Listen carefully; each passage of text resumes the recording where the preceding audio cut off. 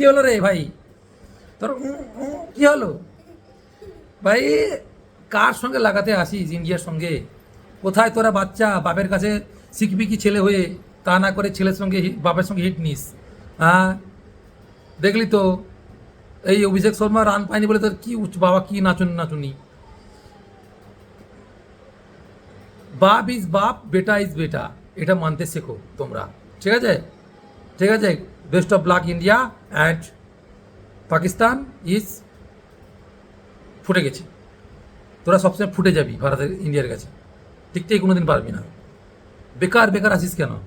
ঠিক আছে, যাই হোক এবারে আজকে খেলাটা অবশ্য একটু ইন্টারেস্টিং হয়েছে এবং একটু হাড্ডাহাড্ডি হয়েছে, লাস্ট ওভার পর্যন্ত গিয়েছে।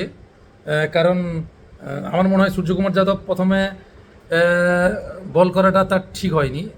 টসে জিতে প্রথম ব্যাট করলে ভালো স্কোর, মিনিমাম ওটা 200 মতন স্কোর হয়ে গেলে ওরা 100-র মধ্যে মান্ডিল হয়ে যেত।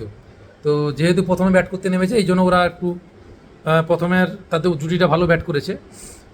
যাই হোক, ভারতের কাছে কোনোদিন তোরা টিকতে পারবি না। অতএব happy hurray India, happy hurray India, happy hurray India, best of love India. এরভাবে আমাদের আনন্দ দিতে থাকো। আমি তো একসময় খেলা দেখা ছেড়ে দিয়েছিলাম, এত মানে টেনশন লেগে গিয়েছিলো এমনভাবে ভারতের উইকেট আরম্ভ করলো।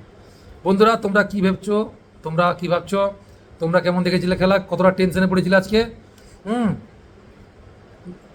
একটু শেয়ার করো এবং কমেন্ট করো, লাইক করো এবং শেয়ার করো বন্ধুদের সঙ্গে। Thank you.